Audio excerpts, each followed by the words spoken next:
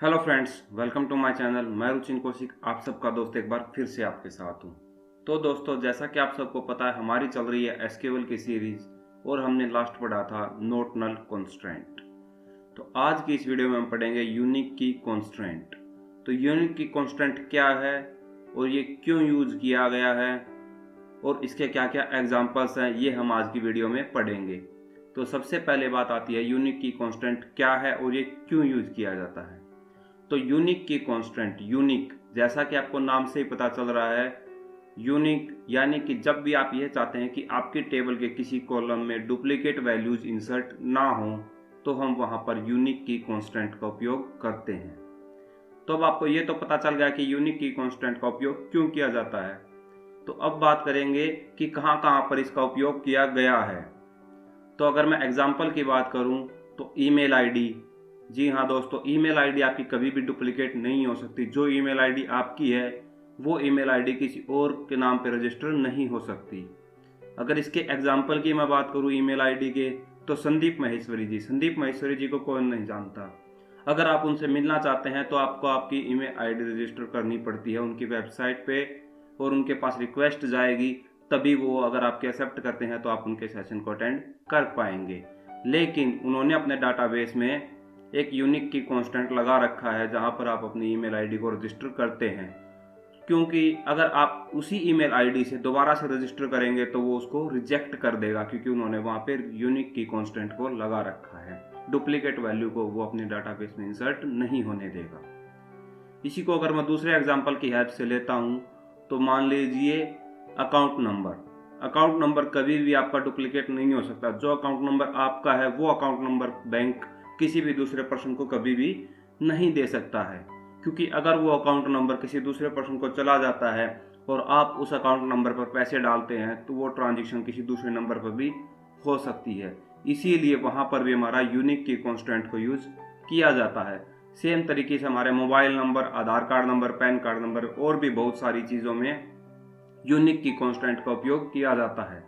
जैसे कि हमारा बारकोड, फोन पे, गूगल पे, जितनी भी यूपीआई आईडी हैं, उन सब के बारकोड में भी हमारा यूनिक की कांस्टेंट को यूज किया जाता है, क्योंकि वो हमेशा अलग अलग होता है। जब भी आप बारकोड को स्कैन करते हो, आप कितने भी बारकोड को स्कैन कर लीजिएगा, हर बार अलग अलग बारकोड जनरेट होता है, क्योंकि अगर सेम बारकोड जनरेट होगा तो यूपीआई ट्रांजैक्शन किसी और के पास चली जाएगी।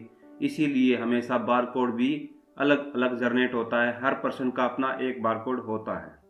तो आई होप कि आपको समझ आ गया होगा कि यूनिक की कांस्टेंट कहां कहां उपयोग किया गया है। तो चलिए चलते हैं अपनी कंप्यूटर स्क्रीन पर और हम भी एक टेबल क्रिएट करके देखते हैं और उसमें एक कॉलम के ऊपर यूनिक की कांस्टेंट को अप्लाई करते हैं। दोस्तों, वीडियो में एंड तक बने रहिएगा, क्योंकि अगर आपने ये वीडियो कंप्लीट नहीं देखी तो आप मेरी नेक्स्ट वीडियो को भी समझ नहीं पाएंगे, जो कि रहेगी प्राइमरी की कांस्टेंट।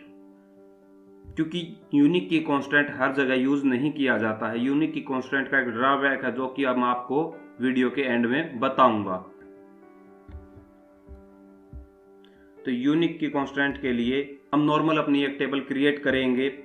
सिर्फ और सिर्फ दोस्तों, यूनिक की कांस्टेंट को अप्लाई करने के लिए आपको जिस भी कॉलम पे आप यूनिक की कांस्टेंट को अप्लाई करना चाहते हैं, उस कॉलम में डाटा टाइप के बाद आप लिख देंगे यूनिक। जैसे कि हमारी यहाँ पर टेबल है, इस टेबल में मोबाइल नंबर के ऊपर यूनिक की कांस्टेंट को अप्लाई करना चाहता हूँ। तो यहाँ पर हम ब्लॉक ए नाम की टेबल को क्रिएट करेंगे। चलिए इसको मैं एग्जीक्यूट कर लेता हूँ। तो ये हमारी ब्लॉक ए नाम की जो टेबल है वो क्रिएट हो चुकी है। चलिए इसमें हम डाटा को इंसर्ट करते हैं। ये हमारा यहाँ पर डाटा भी इंसर्ट हो चुका है। अब अगर इसी डाटा को मैं दोबारा से इंसर्ट करूंगा तो ये हमारा डाटा जो है वो इंसर्ट नहीं होना चाहिए, क्योंकि यहाँ पर हमने मोबाइल नंबर पर यूनिक की कांस्टेंट को अप्लाई कर रखा है, तो ये हमारा डुप्लीकेट हो जाएगा। चलिए इसको इंसर्ट करते हैं। तो ये देखिए यहाँ पर हमारे पास वॉयलेशन ऑफ यूनिक की कांस्टेंट आ गया है, क्योंकि हमने यहाँ पर यूनिक की कांस्टेंट को अप्लाई कर रखा है। अब अगर आप देखना चाहते हैं कि कहाँ पर डुप्लीकेट वैल्यू आ रही है, तो ये देखिए मैं एंड में चलता हूं तो यहाँ पर लिखा रहा है डुप्लीकेट की वैल्यू इज 8168915294, यानी कि ये जो मोबाइल नंबर है ये हमारा डुप्लीकेट वैल्यू है। यहाँ पर हमने अपनी यूनिक की कांस्टेंट को अप्लाई कर रखा है। तो इस तरीके से आप यूनिक की कांस्टेंट को यूज कर सकते हैं। तो दोस्तों यूनिक की कांस्टेंट का ड्रॉबैक जो है वो ड्रॉबैक ये है कि यूनिक की कांस्टेंट जहां पर हमने अप्लाई किया है वहां पर हम नल वैल्यू को इंसर्ट कर सकते हैं, क्योंकि ये सिर्फ डुप्लीकेट वैल्यूज को ही डिक्लाइन करता है, ना कि नल वैल्यू को। तो अगर मैं यहां पर मोबाइल नंबर हटा देता हूं, अगर हमने यहां पर मोबाइल नंबर के कॉलम को रिमूव कर दिया अपनी, जब हम डाटा इंसर्ट कर रहे हैं तो हमारा डाटा जो है वो इंसर्ट हो जाएगा और मोबाइल नंबर की जगह हमारी नल वैल्यू आ जाएगी। ये देखिए यहाँ पर हमारे पास मोबाइल नंबर की जगह क्या आ गया, नल वैल्यू। तो ये इसका एक ड्रॉबैक है जिसकी वजह से यूनिक की कांस्टेंट को यूज नहीं किया जाता है। पर दोस्तों यूनिक की कांस्टेंट वाले कॉलम में हम सिर्फ एक ही बार नल वैल्यू को इंसर्ट कर सकते हैं, क्योंकि अगर हम दोबारा उसमें नल वैल्यू को इंसर्ट करेंगे तो वो क्या हो जाएगी, डुप्लीकेट हो जाएगी और वहां पर भी हमारा यूनिक की कांस्टेंट की वैल्यूएशन आ जाएगी। तो देखिए यहाँ पर भी हमारा क्या रखा है, द डुप्लीकेट की वैल्यू इज नल। अब की बार डुप्लीकेट वैल्यू क्या है, नल। हमने फिर से उसको खाली छोड़ दिया, हम दोबारा से उसको खाली नहीं छोड़ सकते, क्योंकि एक ही चीज को हम दो बार अप्लाई नहीं कर सकते।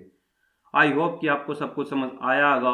अगर मेरे किसी भी भाई को कोई भी डाउट है तो मैं नीचे डिस्क्रिप्शन में अपने टेलीग्राम चैनल का लिंक दे दूंगा, जहां पर आप मुझसे डायरेक्ट क्वेश्चन आंसर कर सकते हैं। Thank you.